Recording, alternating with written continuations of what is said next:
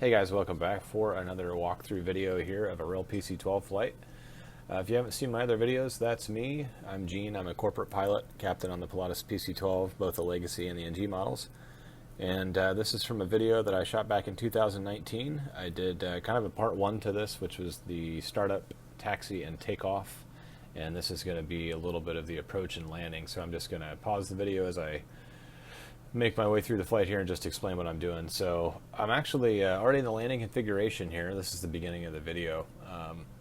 You can see the landing gears down, and I think I've got the flaps at 15. I'm about 1,500 feet MSL, and it looks like right around 135 knots. And I'm just going to make a long straight into this airport here. This is an uncontrolled airport, kind of out in the middle of nowhere. And I have had to blur out the end number placards and anywhere that the end number appears on the panel. And I can't really mention exactly where we were flying. It's not exactly top secret government stuff or anything. It's just that the operator that I flew for had the need for anonymity for their clients, and so I have to blur that stuff out. But anyway, so I'm going to hit play here, and we'll start walking through this. So looks like right there I just disconnected the autopilot. So you can see the amber light that just appeared on the cause that says autopilot disengage, and then you saw the master caution light up here illuminate, and I reset that. So this red button up here, we don't actually use that, and let me back it up so I can show you. I didn't actually press that. So my thumb was kind of in that area, but I actually used the trigger for the trim, which is what my index finger is on right there, to disconnect the autopilot. And the reason that we do that is because if you press that red button, it disengages not only the autopilot but also the yaw damper, and we want to keep the yaw damper on until we're on short final. So if you use the trigger, the trim trigger, that just disconnects the autopilot, but it leaves the yaw damp engaged. So that's kind of the preferred method of disengaging the autopilot on the airplane. And then you get the master caution just to let you know that the autopilot is disengaged in case you accidentally bumped that, so you would know that George is no longer flying, that the airplane's in your hands. So it looks like I just selected flaps 30, and I gave a quick check of the airspeed first, of course, to make sure that we were within the white arc for that. The VFE speeds for the PC-12 are 163 knots indicated for flaps 15, and then anything beyond 15, so that'd be 30 and 40, is the white arc, which starts at 130 knots. So you don't really use flaps 40 except for on short fields, and so pretty much every landing is either flaps 15 if there's any crosswind, or flaps 30. But yeah, I've already got the gear down, you can see, and the flaps, it looks like they indicate 30. So this is the flap indicator up here. I know you can't see it very well, and so that looks like it's at the 30 mark. There's the runway out there. I'm just lining up on a long straight in, like I said. And I'm looking down right there because I'm adjusting the rudder trim, and there are 3 trim indicators down here on the center pedestal for the aileron, the stabilizer trim, which is the pitch trim, and the rudder trim. And you really need to use the rudder trim for landing, just because the autopilot will run quite a bit of rudder trim during the flight, and you have to take a lot of that out, otherwise you're going to get some funky yaw during the flare. So I would always adjust that on final.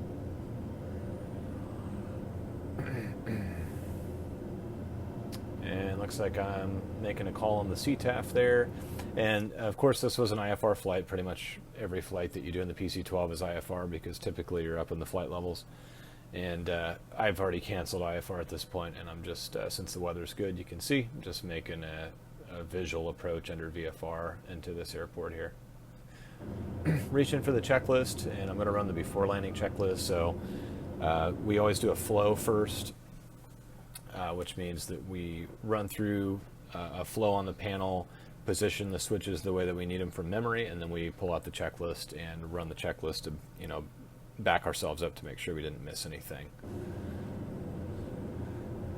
So yeah, I've got it stabilized here. You'll notice on the airspeed indicator, which you can actually see the co-pilot airspeed indicator pretty well here, I'm at about like 80, maybe 82 knots or so, and this little green arrow right here on the E80I is the angle of attack. So this is actually going to show me exactly where my airspeed needs to be for 1.3 times VS0. And so if I get this pointer down on this donut, this little circle right here, that's the optimal approach speed. Now you can be a little bit faster than that, and quite frequently we are, just because it's nice to have a little bit more margin above, you know, the stall speed, unless you need to be right on it if you're landing on a short field or something like that. But you know, usually we aren't, so we're going to be somewhere in the neighborhood of that donut. But that usually, depending on the weight and other conditions, is somewhere in the neighborhood of about 80 knots. So with 30 degrees of flaps, the approach speed is very, very low in the PC-12. It's like piston approach speeds. So that should come alive here in a minute. I'm not exactly as slow as I'm going to be crossing the fence yet, so we'll keep an eye on that. That was a severe ear pop right there. And oops, let me get a different frame. So you can also see the green pointer on the right side of the E80i. That's just the glide path, because I've got an RNAV approach plugged into the 650 here. This is the Garmin 650, and we always do that just for redundancy, to make sure, you know, obviously the weather's good, it's a visual approach, but you really want to have an instrument approach, if there is one available, plugged into the GPS, just again for redundancy. I mean, it's nice to have a glide path, but it's more just so that you have, you know, confirmation that you're lined up on the right runway at the right airport. It just prevents wrong surface operations and stuff like that. So, and anyway, and then I'm also checking my heading to make sure that it agrees with the runway that I'm lined up on. In this case, it's runway 17, so we're at about a 170 heading there. And I'm just adjusting the trim there. And if you didn't watch the other video, the trim system on the PC-12 is a little bit unique. There's no trim wheel in the airplane, which when you first start flying the airplane, you're like lost. You know, you're like, you want that trim wheel. And you know, the airplane that I flew right before the PC-12 was the Caravan, the Grand Caravan, and the Caravan has this nice big trim wheel. You know, and so I was accustomed to that. And then I got in the PC-12 and there was no trim wheel. So, but you get used to it pretty quickly. So you just have this hat switch on the yoke with the trigger. So you pull the trigger right there, which is what my finger's on, to arm the trim system to prevent accidental changes, and then you use the hat switch right there, which is a 4-way switch, up, down, left, and right, to adjust. The pitch trim is up and down, and the aileron trim is left and right. So I'll be making changes to that. And short final here, I have already disengaged the yaw damp. You don't ever want to land with the yaw damp on. It's not pleasant. I haven't done it myself, but they show you in the simulator what that's like, and it's not a fun day. And you can actually use the red button here. One click of that will disengage the yaw damp. So again, the initial disconnect of the autopilot is just one pull of the trigger, and then on short final, to get rid of the yaw damp, it's a press of that red button there. Okay, so over here, there we go. You can see now that the AOA pointer is almost on the donut there, which means that I'm, you know, pretty much right where I want to be approach speed wise, and you can see the airspeed needle is on right around 80 knots, which is pretty typical. So it's pretty handy to have that there. Kind of takes the guesswork out of the approach speed. And then always make sure you give at least 3 gear checks. So on final, you know, if you're flying a traffic pattern approach, downwind, base, and final, glance at the gear, make sure you still, you know, you got 3 green. And then if you're on a straight in, 3 mile final, 2 mile final, 1 mile final, check that gear again. And another ear pop. This went bad today. So yeah, again, this is an uncontrolled airport, so at this point, I always double check to make sure I'm, you know, gears 3 green, clear to land, correct runway. If it's an uncontrolled airport like this is, I just make sure I've made my CTAF calls and I'm, you know, not seeing any traffic on the runway or down here, you know, on the other end of getting ready to taxi out on the runway. At this airport, you can see we don't have any parallel taxiways, so people back taxi on this runway.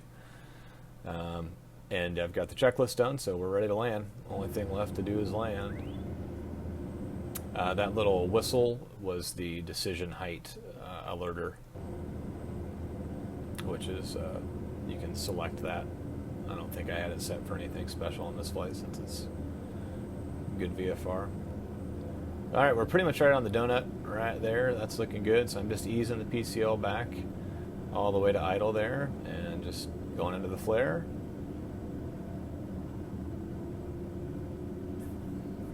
reverse touchdown. So I'm going to pause it right there. So the airplane has trailing link landing gear, which you may have heard of. It's absolutely phenomenal. It makes bad landings seem like good landings. It's really, really, really smooth. It's a great thing to have.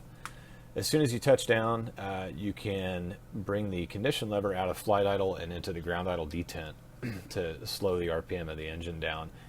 Pilatus says you can do that anytime after main gear touchdown. So I would, as soon as I felt the mains come on, I would usually pull that out to ground idle, and then derotate, get the nose wheel on, and then go into either beta or reverse if I needed reverse. So I've already taken the ground idle, or the condition lever out of flight idle and into the ground idle detent here. And then I've got the nose down right there, and now I'm going to go into reverse. So a little bit of reverse thrust there. And you've got to be out of reverse thrust by 40 knots. Otherwise you risk blowing FOD, which is debris, stands for foreign object debris, around the front of the engine and ingesting it into the engine and causing damage to the engine. So by 40 knots, you've got to be out of reverse, and you can still be in beta, you just don't want to be in reverse. So it's a little bit of it takes a little getting used to on that, because how it works is there are two knobs that like little triggers on the PCL, on the lever, which is the power control lever, which is like the throttle. And what you do is you when you bring the PCL back to the stop, you're in idle, and then if you pull up on those triggers, when you pull up on those, it enables you to pull the PCL back over a gate and into the beta range. So as soon as you cross over that gate, you're turning the prop round into beta, and then if you keep going aft with that lever, eventually you'll increase the speed of the engine, which is the NG here, and you'll start actually getting reverse thrust. So you can use the reverse thrust on landing. Most of the time you don't really need to. I was using it today because I'm trying to make this turn off right here at midfield. Most runways you don't really need to use reverse thrust because your landing speed is so low in the PC-12. But today I did. But anyway, so by 40 knots you've got to come out of reverse and just ease that PCL back forward to where the NG goes back down to ground idle. And then you can leave it in beta, so you're not getting any residual thrust, so that the beta is still helping you slow down, but you're not blowing stuff around the front of the airplane. So yeah, I'm out of reverse there and still in beta. And we're going to make this turn off right here. Just brought the flaps up. I'm going to start cleaning up the airplane because it's a short taxi here. And you'll notice that I did keep back pressure on the yoke for really the entire landing roll. That's a good thing to do in this airplane just because it helps with aerodynamic braking, and it just keeps the load on the nose nice and light. Some airplanes, larger airplanes, jets, actually require you to, as soon as the nose is on, you would push forward on the yoke to drive the weight onto the nose wheel and the main gear as you slow the airplane down, but that is not a requirement in the PC-12, so I'd typically hold the yoke back till I was nice and slow and then release it. So I'm just cleaning up here.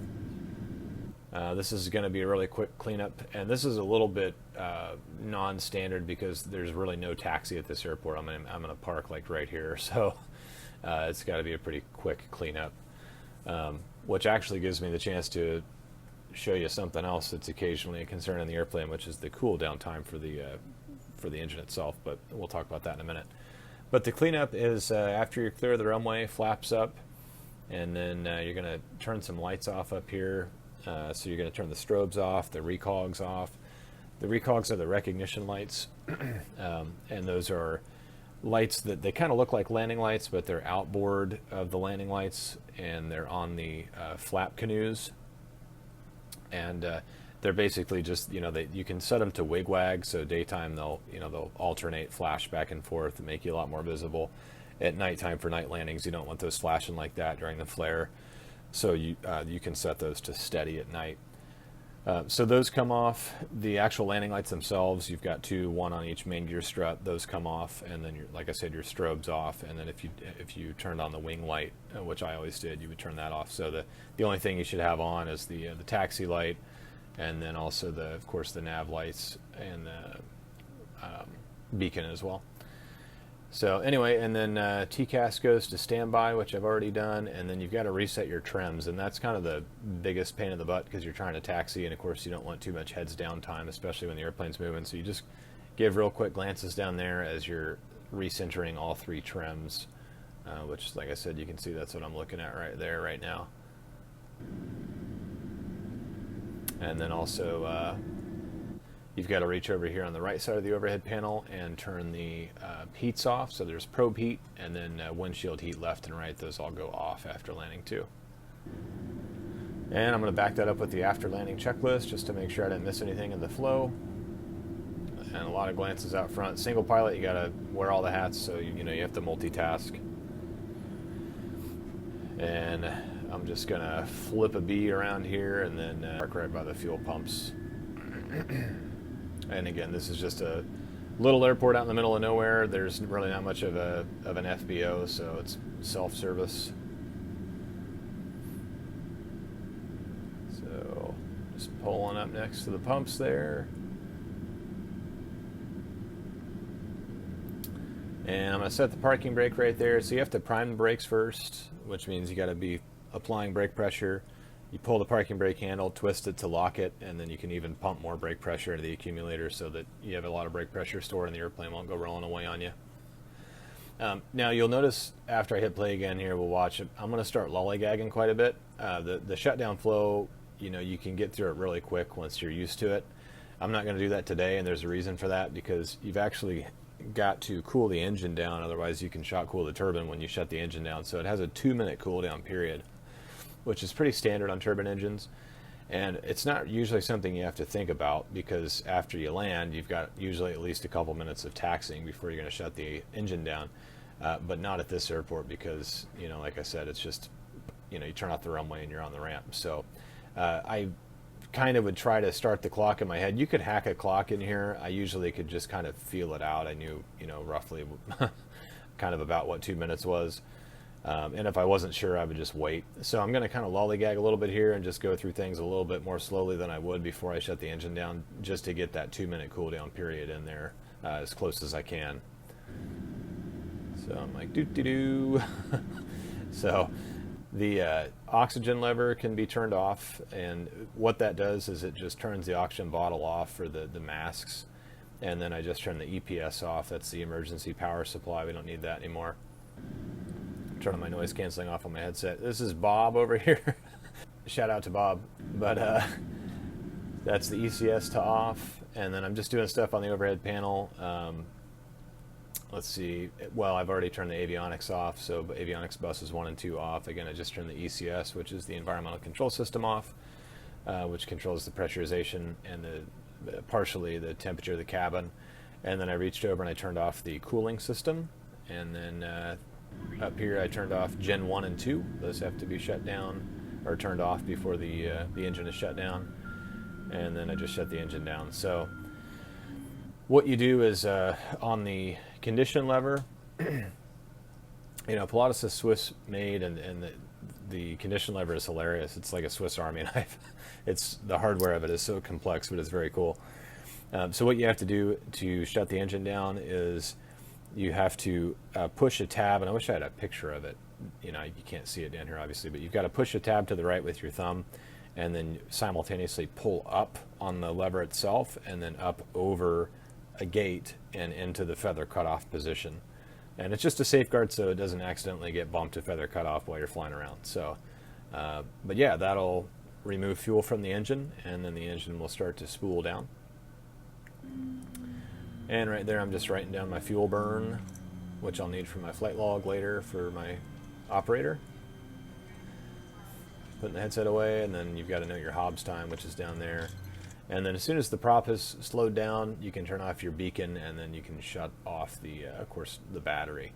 And then I'm just going to take the harness off, turn the camera off, and then go let my passengers out. So, yeah, that's it. And then lets passengers out. They've got a ride waiting, and then, of course, always do a post-flight inspection on the airplane, make sure the chocks are in, parking brakes released, you know, so that if anybody tows the airplane, they don't burn up your brakes. And, yeah, that's basically it. and then you'll have some stuff to throw on the airplane if you're leaving the airplane overnight, cowl plugs and stuff like that. But anyway, yeah, that's it, guys. So please let me know if you have questions down in the comments. I would love to hear from you. Please consider subscribing if you like this stuff, and I will see you again for another video soon. Thanks.